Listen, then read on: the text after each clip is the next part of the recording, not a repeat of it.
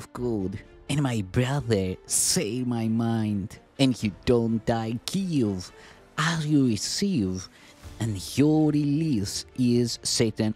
This is the part 136 in the series How to Manifest Immortality, Season 2, Christ's Forgiveness. And the name of today's teaching is The Unbelievable Belief.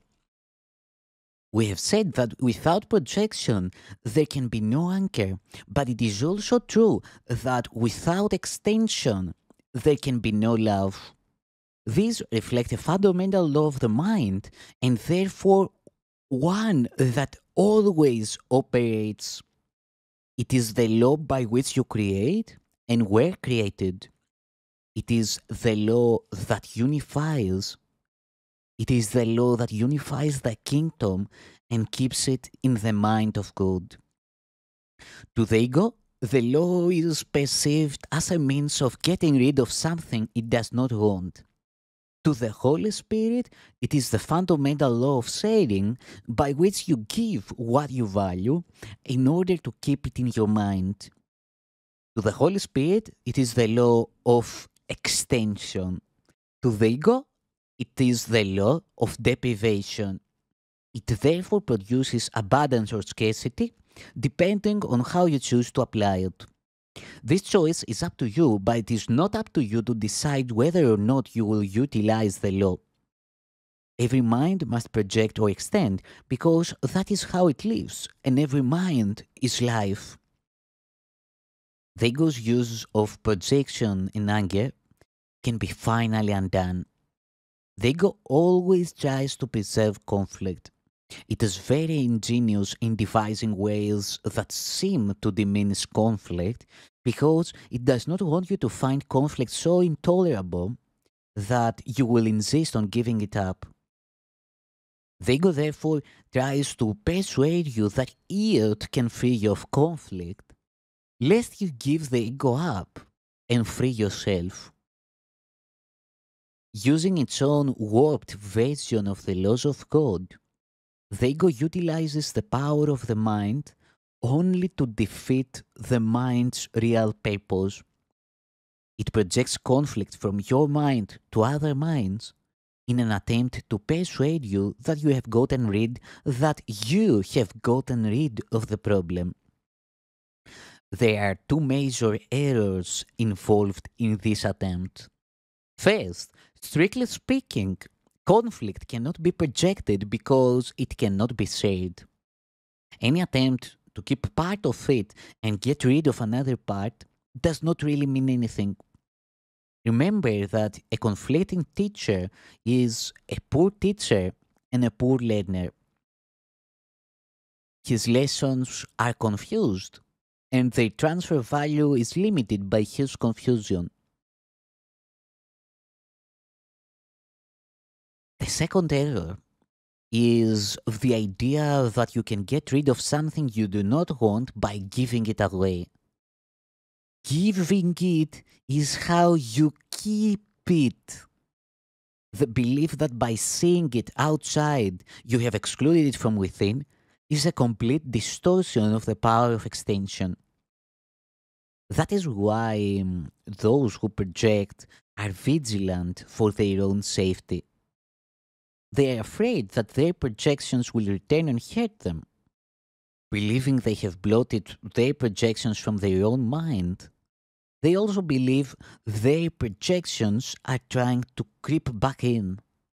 I repeat, believing that they have blotted their projections from their own minds, they also believe their projections are trying to creep back in. Since the projections have not left their minds, they are forced to engage in constant activity in order not to recognize this. You cannot perpetuate an illusion about another without perpetuating it about yourself. There is no way out of this because it is impossible to fragment the mind. To fragment is to break into pieces, and mind cannot attack or be attacked. The belief that it can, an error the ego always makes, underlies its whole use of projection. It does not understand what mind is, and therefore does not understand what you are. Yet its existence is dependent on your mind. Because the ego is your belief. The ego is a confusion in identification. Never having had a consistent model, it never developed consistently. It is the product of the misapplication of the laws of God by distorted minds that are misusing their power. Their power.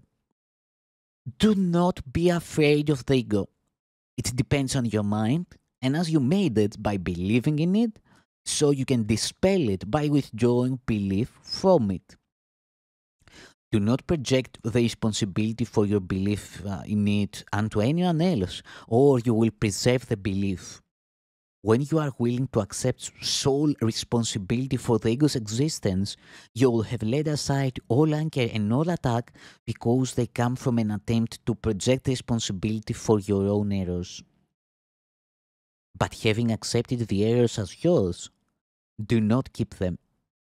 Give them over quickly to the Holy Spirit to be undone completely, so that all their effects will vanish from your mind and from the sonship as one, as a whole. The Holy Spirit will teach you to perceive beyond your belief, because truth is beyond belief and his perception is true. The ego can be completely forgotten at any time, because it is a totally incredible belief, and no one can keep a belief he has judged to be unbelievable. The more you learn about the ego, the more you realize that it cannot be believed. The incredible cannot be understood because it is unbelievable. The meaninglessness of perception based on the unbelievable is apparent, but it may not be recognized as being beyond belief because it is made by belief. Let's repeat. The meaninglessness of perception based on the unbelievable is apparent, but it may not be recognized as being beyond belief because it is made by belief. The whole purpose of this course is to teach you that the ego is unbelievable and will forever be unbelievable. You who made the ego by believing the unbelievable cannot make this judgment alone.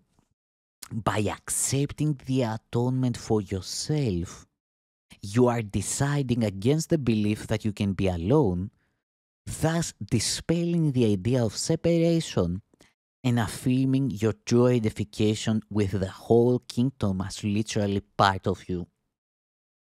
This identification is as beyond doubt as it is beyond belief. Your wholeness has no limits because being is infinity. Thank you, Son of God.